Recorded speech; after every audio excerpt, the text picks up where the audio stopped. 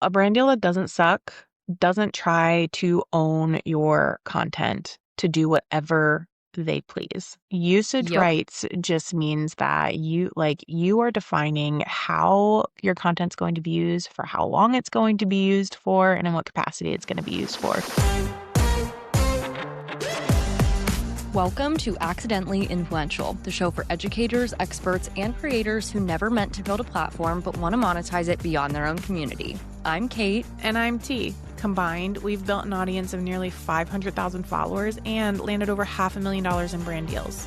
Now we help you turn knowledge into cash, content into partnerships, and influence into a business that pays. You might have become accidentally influential, but what you do with it now, that part's intentional. Let's make some money. Hi, Chi. What's up, Kate? How are you? I'm good, and I am so freaking excited to talk today. Like, I was literally driving to my podcasting space, and I was like giddy over the things we're going to talk about today because we're getting into the nitty-gritty. And I feel like this is only episode 3 of the podcast, and we're like really starting to give away value, which is where both of us shine. Totally. And I'm just so excited. I mean, we're edu-creators, right? We don't just like skate on the surface. We're here to actually give tangible, real advice to help your lives better. That's why we're here. And today's episode is all about advice that I feel like we wish we had when we were getting started, but this podcast didn't exist. And so we're kind of like blowing the doors off of the edu-creator space, talking about brand collabs that don't suck. Because let's be real, some of them do. If you're not careful. A lot of them do, actually.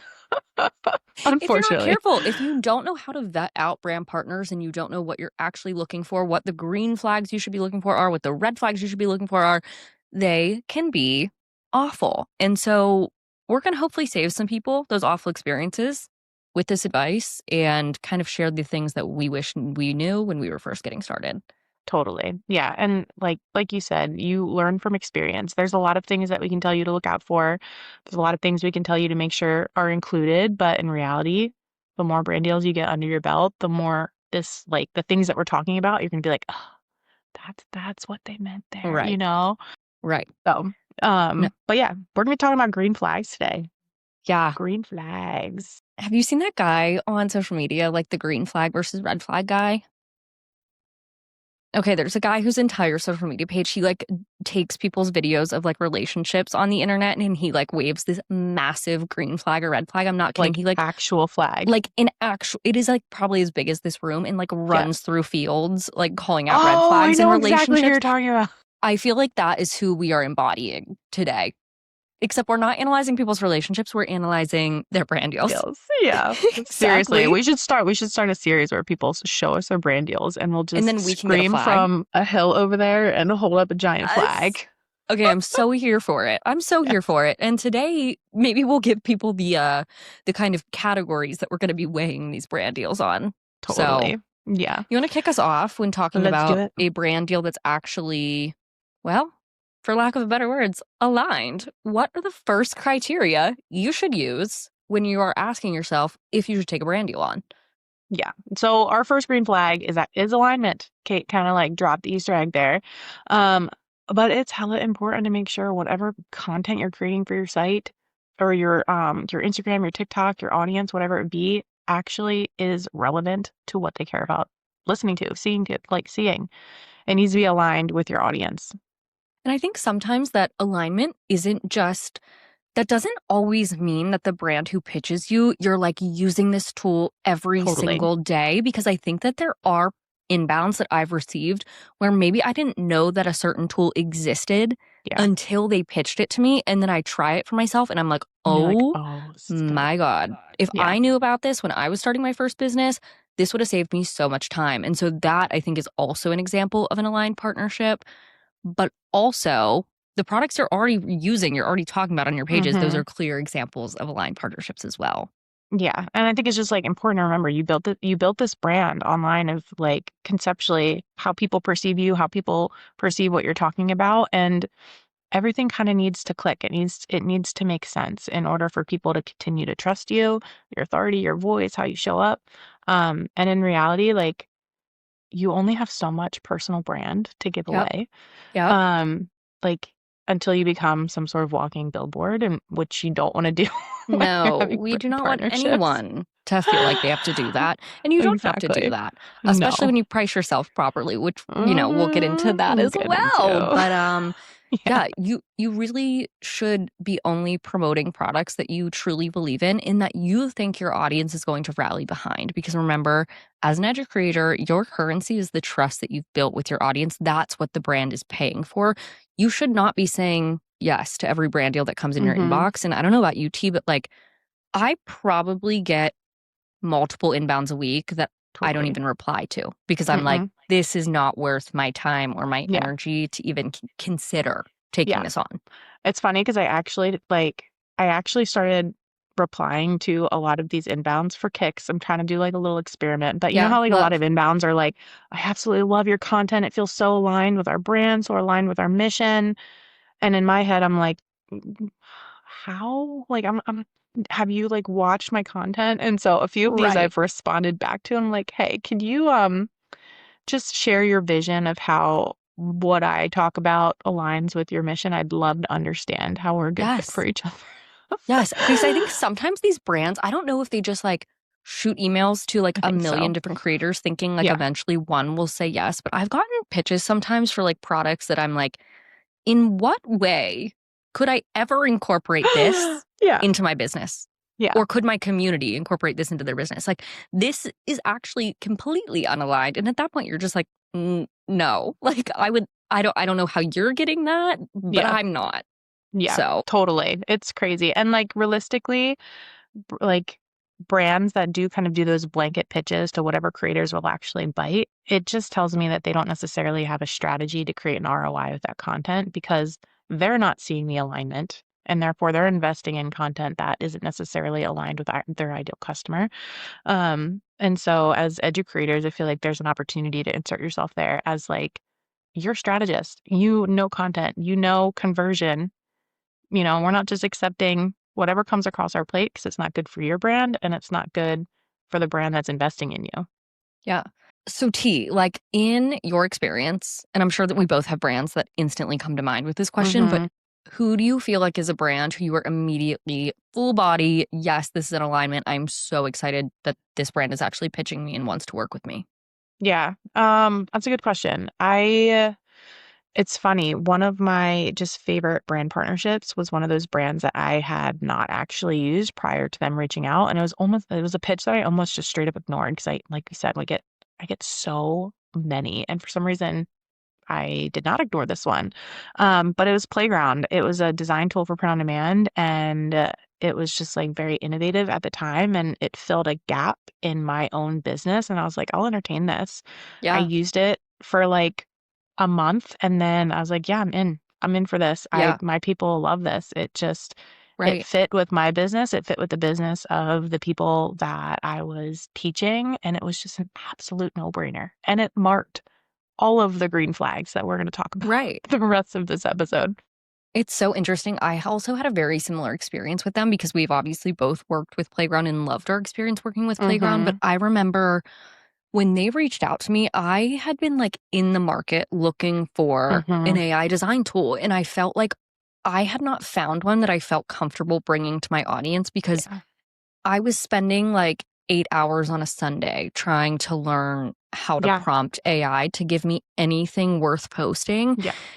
And I was just like, I'm not going to bring this to my community and be like, here's because we don't have my community is like side hustlers. Like they don't have Yeah. time They're to not do yeah. that. And so when Playground reached out, I think I took a very similar approach. I was like, listen, I don't promote anything unless I've like tried Totally. it and vetted it out. But if you give me access and I like it, like we can discuss, next Mhm. steps. And it ended up working out so well. I love the tool. I use the tool. My community loves Yeah. the tool. So I think I'm right with you there on that. Yeah, and I think that's such a good point. Like, don't be afraid to just like slow down. And if Yep. it's something that you've never actually used in your personal brand, you don't have to be afraid that you're going to lose out on this potential brand deal by slowing down and Yes. and vetting and making sure it's actually in alignment with everything that you teach and everything that your audience would buy into. You're not going to lose anything that's not meant for you, you know? That is one of my biggest tips, I think, to new edu-creators is if you have an inbound and you're interested in the tool, but maybe you haven't used it before, do not provide rates right away. Do not Mm-mm. provide like a timeline or your goals for the campaign. You just need to respond back and be like, hey, thanks so much for your email. I would love to try this out. Can you give me access to the tool? That is where everything should start. If you do Totally. not use the tool for free, love it, you shouldn't be Mm-hmm. promoting it, period. Yep. Totally. Yeah. I So, mean, you're only hurting your own personal brand long term by yeah, not, I by know. not vetting those things. Well, and speaking But of, I'm going to put you on the spot again. let's do it. But do you feel like at the beginning, did you ever accept any inbounds that maybe weren't aligned because Totally. you just didn't know what to look for? Totally. I mean, I think like you'll hear me speak of that starstruck moment where you just get like really giddy when people are willing to pay you. I feel like I felt that a lot at the beginning. And because of that, I just stretched things to fit my audience because I Yeah. wanted to get like, I just thought it was so cool. Yeah. Like there was this one, I was asked to do a sponsored post for like an AI. It was a physical AI device that Oh, helped interesting. business owners. Yeah. Um, and like, I just thought it was really neat that they would send me this product and I just get to Yeah. talk about it, but, like, it really wasn't a good fit for my audience. Like, yes, it was an AI thing, and I talked about other AI products, but it just, like, it didn't fit, and, that was actually doing a disservice for the brand itself. It was only a single video for me, so no big deal for my personal brand, but like, as a content creator, a business like, that takes this seriously as a business, like, that was not in good service to the brand itself, you know? Yeah. I think that's like huge to recognize that because once again, like in order to be an effective content creator, you have to be thinking about how you're delivering ROI for the brands and not just how these brand deals serve you as a creator. So Totally. I think that can happen. And especially like once again at the beginning, it's hard to vet Mhm. out and be like, how do you know what is a yes and what is a no? So Yeah. I would say with that being said, as we talk about these red flags, moving into our second one, Yeah. Green creative freedom. flags. Like, Green flags. that is huge to It me. is. If a Mhm. brand doesn't trust me as a creator, doesn't give me the creative freedom to write like a hook that I know my audience is going to respond Mhm. to, that doesn't allow me to showcase their tool and like the things I like about it, Mhm. it's pretty much a no Yeah. because I don't want to just be like an actress. Like, I didn't become a content creator to just read a script. You know what I Yeah, mean? Like, exactly. I became a content creator to like share things that I actually like Yeah. with my audience. And as an educator, like that, you should get to use your creative freedom in Mhm. brand deals. And there are brands who will allow you to do that because they trust you. Yeah, it's exactly right. Like, here's the thing, like, you have built the trust and authority with your audience in the way that you do content, in the way that you show up with your own voice, your own creativity, your own personality, and so I was just talking about disservice to the brand. It's a disservice to the brand to not show up in the same way that you've built trust, and a disservice to your personal brand, and so I feel like, at least personally, I don't know about you, Kate, but like the brands that I've worked with that are well versed in the field of just content creation and organic marketing through social media channels, they know this and they look forward to. Like, I even charge sometimes for Yeah. script development as an add-on to Yeah. some of the brand deals that I do, because they value that. They value that creative input, and it's Right. important to look out for when you're working with brands. I think this is one of those things, though, that you might not be able to recognize this until you're in the negotiation process. And I would say one of the biggest things to ask for is a creative brief. Some brands won't even have like a formal creative brief. They'll just be like, this is kind of our idea for the partnership, but we want to give you creative control. If they send you over like a 25-page PowerPoint presentation Red with like, flag! this is what you're going to give us. And we want XYZ, and we want you to say XYZ, and you're going to do it in this format. And that's a red flag. And I have never talked about this, but I recently turned down a dream partnership. Like, I am not kidding you. Like, everybody listening to this podcast knows of this brand. probably has used this brand. Like, I am talking, this came into my inbox and I was like My gosh, hyperventilating. I'm like, oh my instantly God, sweating. they found me. This is Like, they happening. found me. It's happening. And, I started the conversation just like I do with every other brand. I was like, hey, I am super interested. Do you have a creative brief? What are the timeline? Blah, blah, blah. And they sent me over a PowerPoint presentation that essentially equated to handcuffs. And, do you want to sign up to be an actress on this campaign? And I said no. Yeah. And I trust that that opportunity was not meant for me. For Yeah. whatever reason, this was not the campaign. And I did give them the feedback of like, listen, Yeah. I would love to work with you guys, like love to work with you guys. But this is not the type of campaign that I typically take on because I Yeah. need more creative control over my content. And that can feel so scary to say no, Yeah. especially to like a dream brand. Yeah. Yeah. But Especially if you you're get to say, starstruck. yes, exactly. Yeah. But you have to trust that like the right opportunities will not pass you by. Yeah. And trust like the value of how you create content and how you speak to your audience, that is where the value is. And I think there is a place to make a distinction between UGC Yes. type, like UGC videos and sponsored videos within your own community. Like they sometimes are treated the same in terms of creative briefs, but they're very different in terms of a creative strategy to make sure that there's a return on investment on those videos. What do Right. you And think? I think for anyone listening, just in case you don't know the difference, UGC content is user generated content. So that's like a brand reaching out and saying, hey, I want you to create a video, but then you're ultimately just sending that video to the brand so they can use it in their marketing. Whereas a paid partnership, you are actually posting that video on your channels and giving that brand access to your community. I do agree with you. I think that things look different whether it's UGC or paid partnership, but I will make kind of a caveat that as your personal brand grows, Yeah. your audience might not recognize that something is UGC because they see Mm-hmm. your face and they associate your face with your personal Yeah, brand and they associate your personal brand with you. absolutely. So even if you're taking UGC, it's still important to make sure that that is a brand that you feel really comfortable promoting and being associated with. Yeah, absolutely. You're still renting out a part of your personal brand, and there's only so much. I know that we could talk about this so much, the creative Yeah, freedom freedom piece. I know. But let's move to green flag number 3, which is respectful usage and ownership terms. All right. Don't we all just wish that this was like, if this was just understood by like brands and creators, we would Yeah, eliminate so many headaches. But it's crazy. unfortunately, that is not the way this works. So Yeah.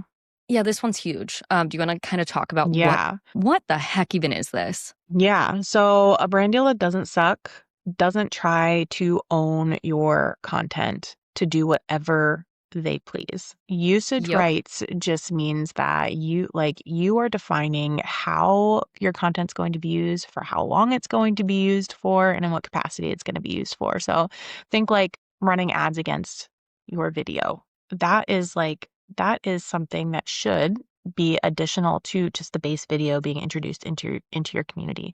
Yeah, and Um, let's say that again. Like, yeah, if a should be brand in wants addition. to pay ads, they have Yeah. to pay for that. Yes. Period. Yes. Period. Like full stop. Period. Let's make sure End of that's understood. podcast. See you guys Yeah. next week. If a brand wants to run ads, they have to pay for that, right? And it has to be for a limited term. Hmm. Do not ever give a brand the right to own your content Mm-mm. forever. Yeah. Forever. We're talking like that brand could sell to another brand in the future. And guess what? They still own that content that you made 5 years ago. Do not Yeah. do that. Yeah. And there's a piece here that once you realize and understand the value that your content brings to a brand, you will understand why you should be consistently paid for when it comes Yes. to usage rights and putting Yeah. ads against your video, because the ROI for a brand can be absolutely, absolutely crazy when ads are Yeah. applied to it. I think that one of the biggest things to look out for when you are kind of looking for green flag, red flag is is the brand transparent about how they Mm-hmm. plan to use the content? Like, Yeah. it should never be something where you get a contract in front of you and all of a sudden you see in there, oh, by the way, we have perpetual usage rights over this. You need to be asking the brand up front, but also they should be transparent with you. Like, hey, we want a 30-second deliverable, but we plan to run ads behind this. That's a Mm-hmm. green flag because Yeah. ads are a super common thing and they're something that a lot of brands want, but they should tell you that they want them. Yeah. And you're going to run into brands that don't know that they should pay that, or Or brands that, pretend that or they don't know pretend. that they should know that. Yeah. Or might Yeah. even try to tell you, well, we have other creators who do this for free. Exactly. You're not another creator. Mm-mm. No. Don't give away ad rates for free, please. And this is the type of thing that we were going to talk about a little later in the episode, but the challenge that we run into in the edu-creator space specifically is how much our individual decisions and how we partner with brands influences the entire edu-creator space. We all set each other up for success, or we all set each other up to struggle in this area. And so like every single time I make a decision to undervalue our content, undervalue the value that we bring to brands, we're impacting our sister over there, Right. and they're impacting us. We need to think about this as a collective. We all set each other up for success. So obviously, if we're talking about getting paid for ad rights, we should also talk about green flag number 4, which is fair pay for the actual deliverables themselves. Because let's be real, you are a content creator, you are an educator, you are a business owner, and you Mm-hmm. need to start thinking of your content as a business and not just as like this thing you do as a charity to brands. Yeah. Because let's be real, brands are making money off of you. You should be Mm-hmm. seeing some of that money back. Yeah. I don't know, Totally. Chi. Like, do you feel like what do you think about when it comes to fair pay and how you price yourself? And have you ever had pushback from brands over Yeah. this? I'm sure you have, because I have too. Totally.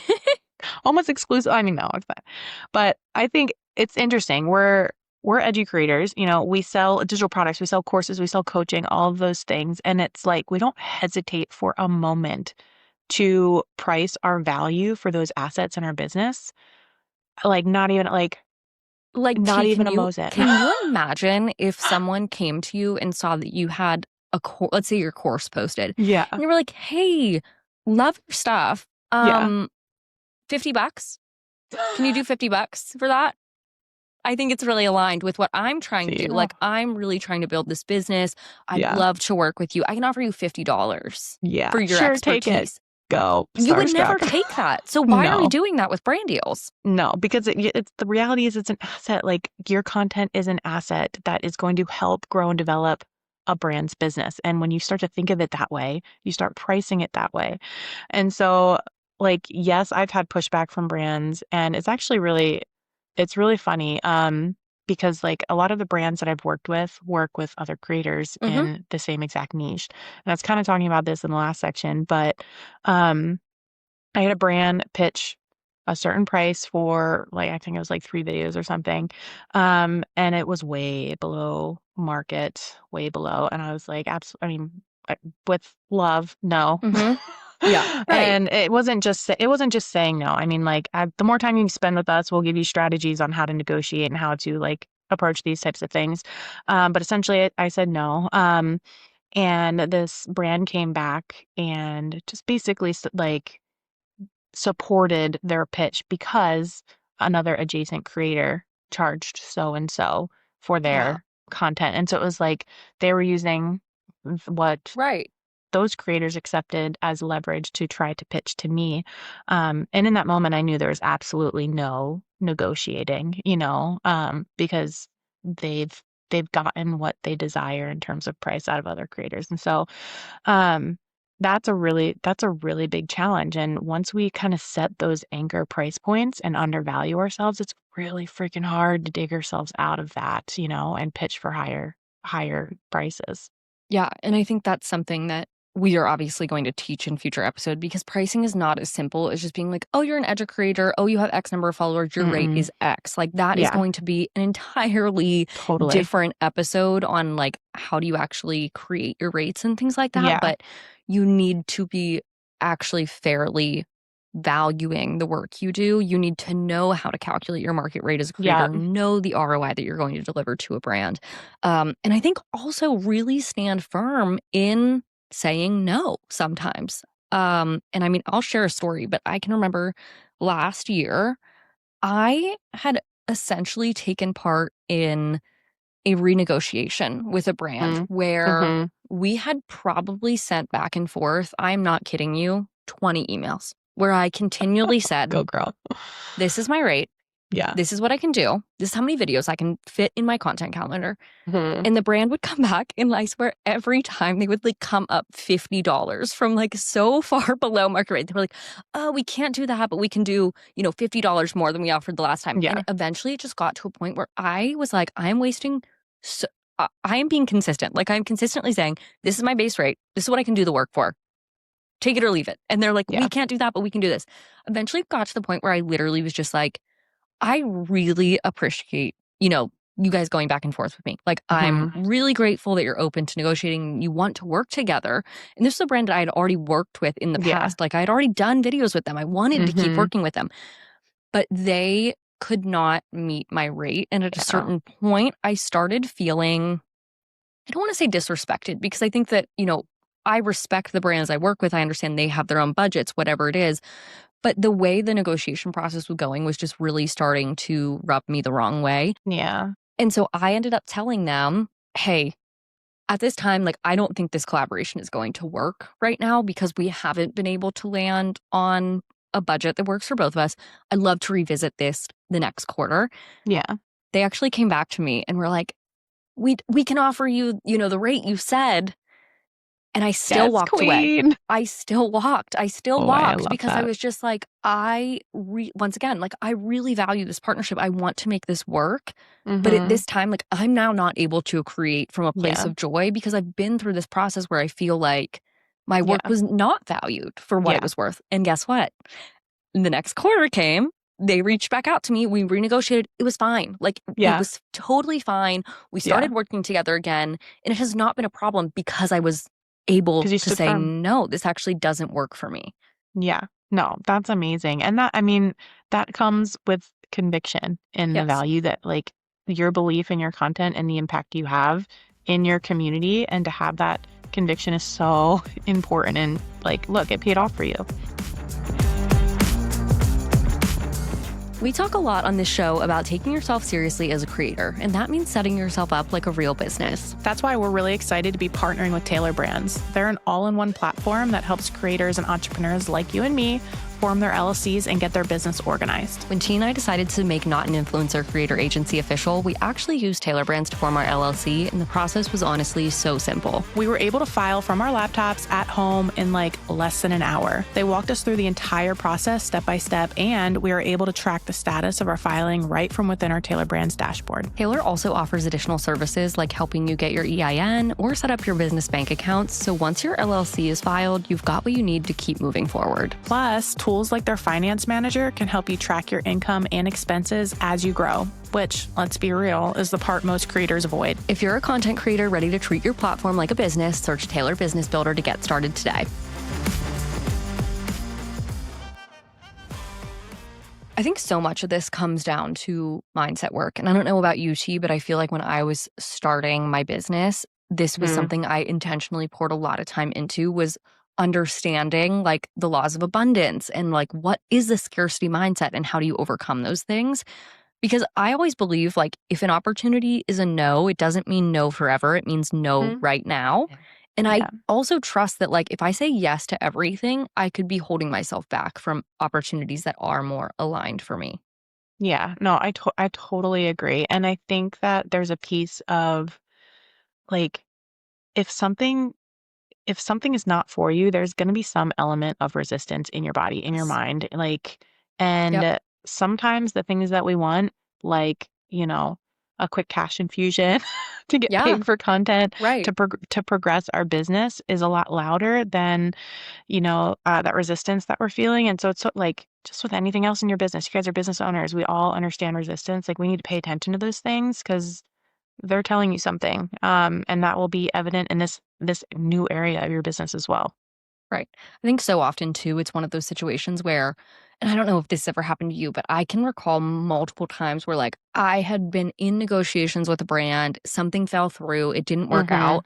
And then like 2 weeks later, I get an inbound that I'm like, oh my gosh, I never would have been able to take that on had I Yeah. said yes to the thing that Yeah. wasn't actually aligned.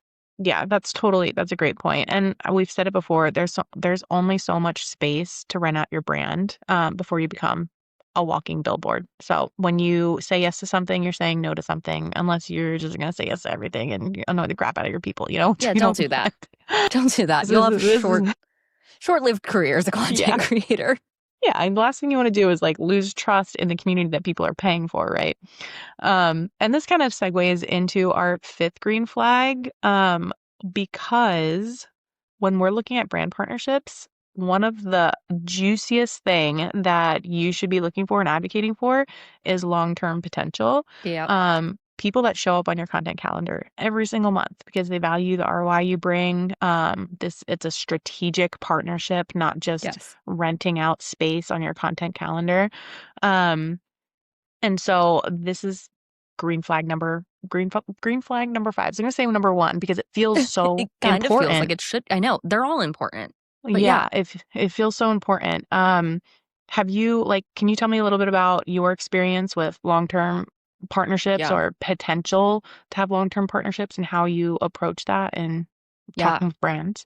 I think this is actually one of the coolest things about being an edu-creator as compared to like a traditional influencer. Because sometimes Yeah. I think about traditional influencing, it's like you might only get a brand pitching you if they're like launching a new skincare Mm, product or like have a new season coming up and they want to show off like new releases from some fashion company. I don't know. But I feel like as an edu-creator, you're most likely going to be working with the same brands mhm. over and Yeah. over and over again. At least you should be. Like, you should be setting yourself up to do that. Mhm. I think that one brand that I have really loved working with is Taylor Brands. Mm, I'm sure people, if you've seen my content, you've probably seen one of my ads with Taylor Brands.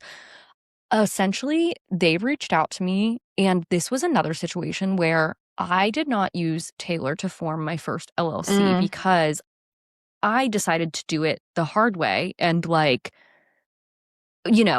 do it myself and then ultimately like try to get an attorney involved, like yeah. the whole thing.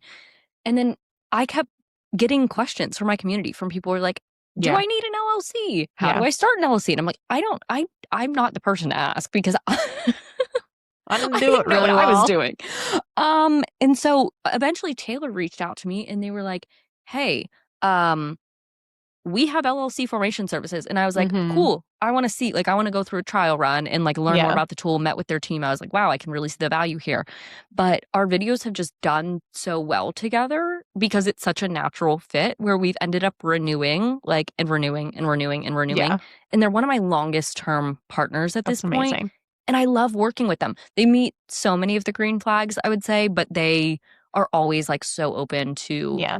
paying fairly, being open about the ads that they plan to run, all of Yeah. that. So I would say that has been one of my green flag brands. I love them. Yeah. Did that start did that start as a one-off campaign that evolved into a long-term partnership, or what did that look Yeah. like? So it started as a one off, and then Yeah. that video performed really well. And they were like, hey, would you be interested in doing another one? And I think at that Mhm. point, I pitched them for a 3-month package. Yeah. Um, and then we just ended up kind of like quarterly would kind of reevaluate things at that point. So Yeah. yeah. If you were to go back, so Hmm. just talking to a edu-creator that has never done any sort of like long-term partnership, um, would you recommend kind of like that strategy where you pitch like a first campaign and then like kind of have that strategy in hand to then evolve into a long-term partnership, or have that conversation up front like from a strategic standpoint? I think that's a really good question. I think that sometimes when you're first starting with a brand, it's not abnormal to do a one-off, but I think it should Yeah. always be in the back of your mind. Like your first video with them should be a trial run that you use to then Mhm. pitch a long-term partnership. One of the things I always do is when I am pitching a brand, I offer a bulk discount if they Yeah. purchase 3 deliverables. So, Mhm. I'll say, hey, based on the performance for this one, I would love to talk about partnering for the next quarter? Do you want to Mm-hmm. do 1 video a month? This would be my normal rate. But if we, book a package of 3, I'll give you 20% off of all the Yeah. deliverables. And a lot of brands want to do that because 1, they don't want to source new creators every single Yeah. month.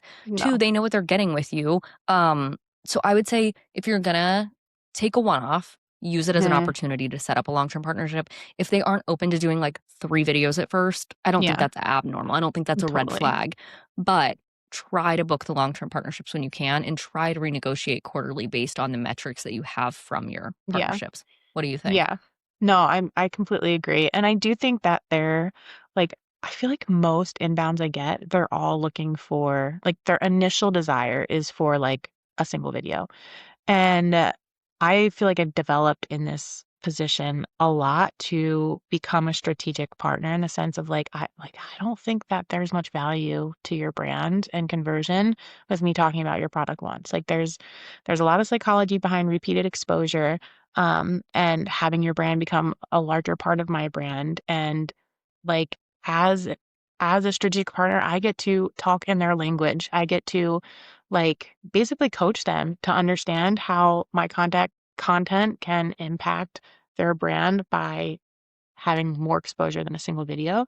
And so I think that like we shouldn't be afraid to go to bat and speak confidently to try to pitch some of those larger packages or long-term partnerships early on, you know? I think that's such a great point, T. And while this obviously isn't a red flag, I would say in order to have brand partnerships that don't suck, you are going to have to take a look at the mirror and ask Mm-hmm. yourself what energy you are bringing to the table. Are you coming to the table confident in your value, confident in what you can bring to this brand? Or are you Mm-hmm. kind of having this energy of like, I'll accept anything. I'm so grateful that you're even reaching Yeah. out to me. Because that is probably going to play the biggest part in how a brand partnership actually goes. Totally. And it's like we know as edu-creators like that have built businesses on Instagram or selling digital products and learning funnel like email marketing funnels and all of these things. Like there's so much strategy involved in building a business and there's strategy involved with like building a content creation business where you're monetizing your content with brands. And that's what we're here to teach you. You know, that's what the stronger like of a business partner you come to the table as with brands, the more ROI they're going to see and the more ROI you're going to see in your own business. Exactly. Your positioning and the way you speak with authority about being a content creator and actually knowing your stuff, which once again could do and we will do so many more episodes Yes. on like how do you actually come to the table with these metrics and Yeah. things like that. But when you come to the table as a strategic partner, you are going to get paid like a strategic partner and not just like some newbie who's making Yeah. videos on the internet and doesn't know what they're doing, which you're not. You just have to Yep. learn skills. Totally agree. Somebody once said to me, like, you teach brands how to treat you. And it's like Exactly. that's just I and think that's like that's in it. anything. Like Yeah. that's literally everything. That's in relationships. That's in business Mm-hmm. partnerships. Like you teach people how to treat you. Yeah. Um, and that's kind of the end of story. Yeah, end of story. So we got a challenge for you, Oh, because that's our vibe. You know, every time we end these episodes, we want you to go away and actually do something, or there's please. no point in learning. So Right. our challenge for you this week, we want you to look at your last 1 or 3 brand deals and rate them against each of these 5 flags. So just to sum it up, we have alignment, we have creative freedom, respective usage and ownership terms, fair pay, and long-term potential. So take your brand deals and rate them on a scale of 1 to 5 against those pillars and see how they turn out. See how you're doing. Yeah. And remind yourself not every brand deal is a good brand deal.